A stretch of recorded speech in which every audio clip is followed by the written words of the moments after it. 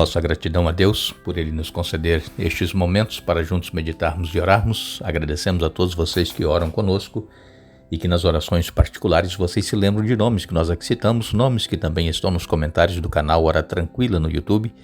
Agradecemos a vocês que leem os comentários e conhecem mais detalhadamente os pedidos ali apresentados, as necessidades, as lutas que cada um enfrenta e que vocês oram por alguns desses pedidos. Agradecemos também a vocês que nos escrevem pedindo que oremos em seu favor e sempre estamos orando por vocês, não somente aqui neste momento, mas em nossas orações particulares. Iremos fazer uma reflexão na Palavra de Deus, iremos hoje meditar em Deuteronômio capítulo 33, verso 27, diz assim: O Deus eterno é a tua habitação e por baixo de ti estende os braços eternos. Moisés, que foi o grande líder que conduziu o povo de Israel do Egito até as margens do rio Jordão durante 40 anos, Moisés, usado por Deus, Moisés que foi protegido por sua mãe quando bebê, porque havia uma ordem de Faraó para que todos os meninos, filhos de israelitas que nascessem, os meninos seriam mortos. E então as parteiras tinham ordem para matar os meninos. E Joquebede, quando ela teve Moisés, ela sentiu que ela deveria proteger aquele bebê e não deixá-lo que ele fosse morto. E então ela cuidou desse bebê até os 3 meses de idade, enquanto pôde, escondendo-o para que os egípcios não vissem aquele bebê. Mas ele começou a crescer e o choro dele mais forte, e ela tomou a decisão de fazer um cesto e colocar o bebê dentro daquele cesto, colocá-lo no rio Nilo e que Deus fizesse o melhor pelo filho que ela estava ali tentando salvar. E nós conhecemos a história. O cesto foi descendo o rio abaixo com Moisés, com essa criança dentro, e Miriam, a irmã mais velha, ela foi entre os juncos, o mato, vigiando para ver o que ia acontecer, até onde ela pudesse ir. E aquele cesto parou exatamente próximo onde estava a princesa, tomando banho juntamente com as suas servas. E então ela, vendo aquele cesto, ela pediu uma das servas que fosse lá apanhar o cesto. E quando abriram, estava dentro esse menino, e ela deu o nome de Moisés, porque foi tirado das águas. Miriam, ela correu e foi até a princesa e disse: você não quer que eu arranje uma ama, uma pessoa para cuidar desse bebê? A princesa entendeu que ela conhecia a mãe do bebê e ela disse: sim, eu quero. E então Miriam foi, chamou a sua mãe, Joquebede, ela veio, recebeu as instruções da princesa e ela disse: olha, cuide desse filho para mim, até ele tiver a idade que puder ir para o palácio, e então eu vou te recompensar. E a própria mãe, Joquebede, foi paga para cuidar do filho que, se ela não tivesse tomado a decisão de salvá-lo, teria sido morto pelos egípcios, ainda bebê. Mas Deus, irmãos, Ele tem um plano para cada um de nós. Deus, Ele escreve de forma que às vezes nós pensamos que as coisas não irão caminhar bem, não irá terminar bem, mas Deus, Ele conhece o fim desde o princípio.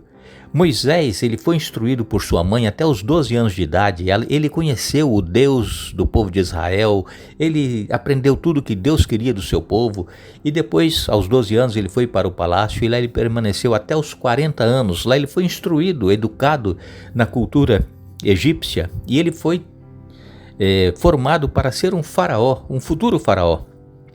Mas quando ele viu um de seus conterrâneos, dos seu povo sofrendo na mão dos egípcios, apanhando para trabalhar, ele se irou e ele tirou a vida desse egípcio. Em consequência, ele precisou fugir para não ser morto pelo próprio faraó. E então, Moisés passou 40 anos no deserto, ali cuidando dos rebanhos de Jetro, que se tornou o sogro de Moisés. Ele tinha 2 filhas, Moisés se casou com uma delas.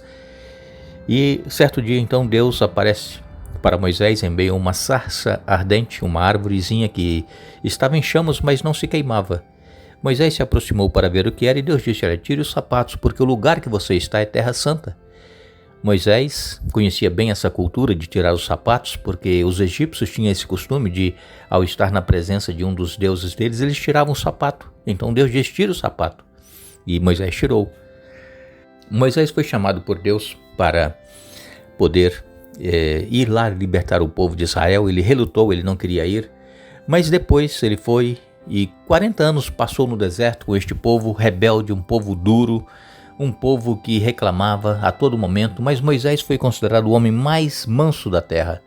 E então, quando nós chegamos aqui no final da vida de Moisés, nós encontramos aqui uma das mais tocantes petições da Bíblia, que é o pleito de Moisés com Deus para que ele fosse permitido cruzar o Jordão e ver a terra prometida antes da morte.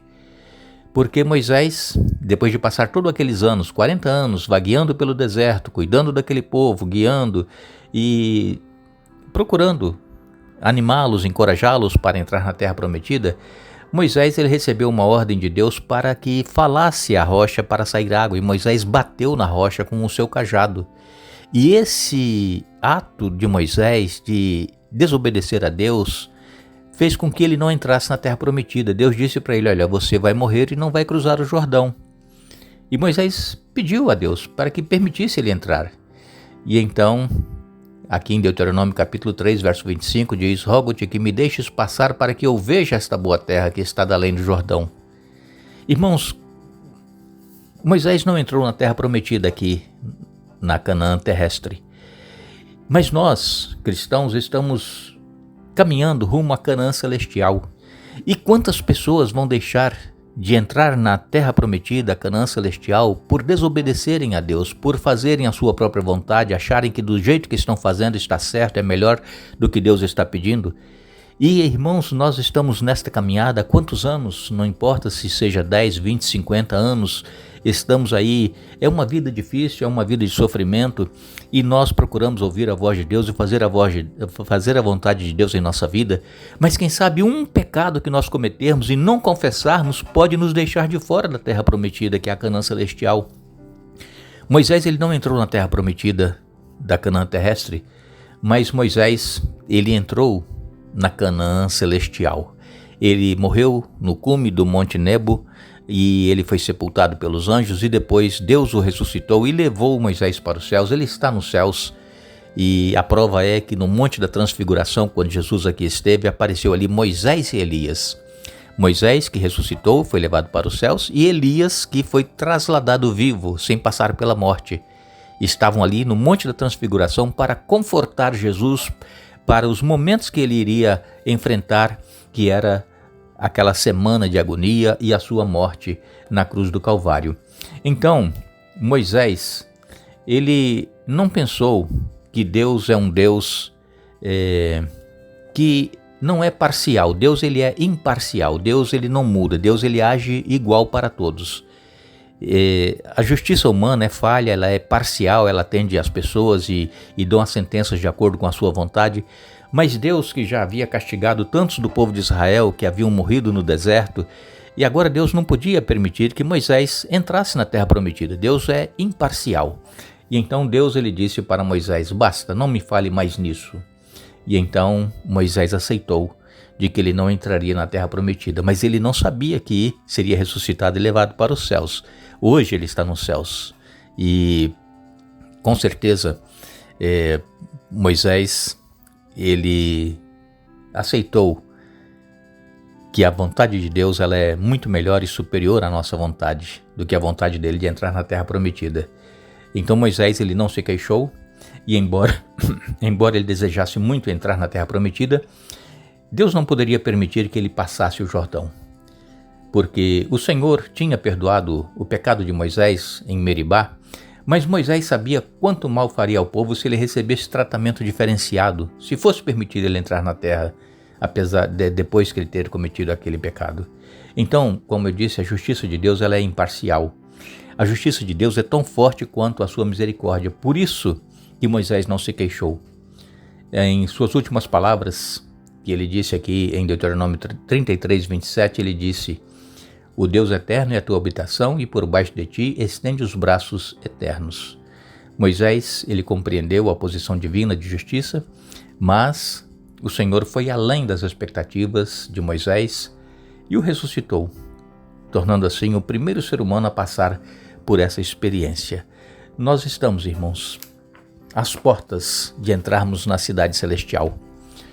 Que nós não venhamos a desistir, a desanimar, apesar das lutas e problemas que enfrentamos, e se porventura tenhamos cometido algum pecado ofensiva contra Deus ou contra o nosso próximo, que possamos pedir o perdão, sermos perdoados para podermos entrar na terra prometida. Que Deus nos abençoe. Iremos orar, convidamos a todos para que orem conosco, iremos apresentar pedidos de oração. É hora de todos nós falarmos com Deus e com certeza Deus fará o melhor por cada um de nós e o nosso exército de oração está a postos. Oremos ao Senhor.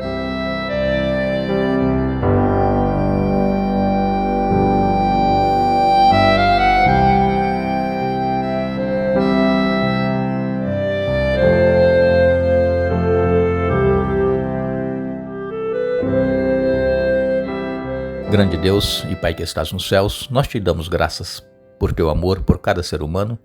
Te damos graças porque tu és imparcial, porque tu não mudas. E temos a certeza de que se nós confessarmos os nossos pecados, seremos perdoados e estaremos contigo nos céus para todo sempre.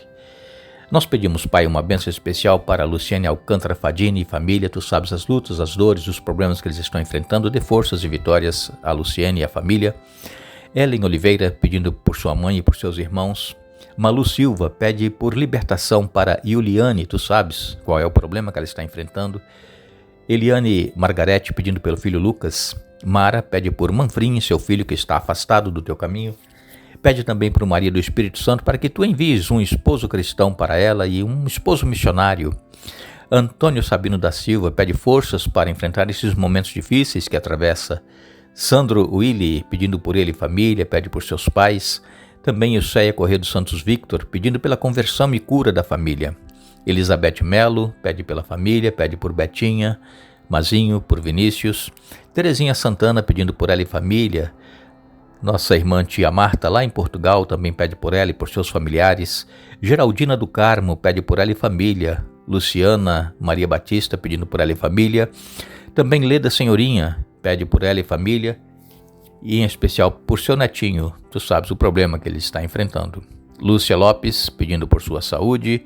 Ruth Paixão de Almeida também pede por ela, pelo esposo Paulo Almeida, que tu dês saúde a eles e a presença do teu Espírito Santo em suas vidas. Minha sogra Estela Castro continua pedindo por sua saúde e também pede pela saúde da irmã dela, Tereza Castro. Nossa irmã Olga Flávio também está pedindo que tu estejas com ela, abençoando-a e fortalecendo-a e dando vitórias, Pai, nos problemas que ela enfrenta. Tia Marta Andrade, lá de Vitória, no Espírito Santo, também pede as bênçãos, que tu abençoes e fortaleça e que ela também sinta a tua presença em sua vida. Temos o pedido em favor do Alexandre Barros, que está com problemas linfoma no sangue, que tu abençoes, segundo a tua vontade, ele possa se recuperar. Nossa irmã Maria de Lourdes, lá de Juiz de Fora, também pede, Pai, que tu abençoes a sua saúde e ela irá passar por uma ressonância, que tudo esteja bem, Pai, com a nossa irmã Maria de Lourdes. Leia Filgueiras pedindo por ela e pelos filhos. Também Madalena Gomes pede por seu irmão Osvaldo, para que ele tenha as dores aliviadas. Nós temos ainda o pedido da Ieda Halpe, que pede por ela e família, e também Ieda Freitas. Cacilda Santos pedindo por Valdeci e Juscelino, que estão lá em Quanambi, na Bahia. Ivone Santos pede por sua saúde e pela família. Pedro Rodrigues, lá de Tefé, Manaus, Amazonas, também pede que tu abençoes e dê vitórias nos problemas que enfrenta em sua vida. Todos os demais pedidos que aqui estão, nós colocamos em tuas mãos e com certeza tu farás o melhor por cada um de nós. Perdoe os nossos pecados, em nome de Jesus. Amém.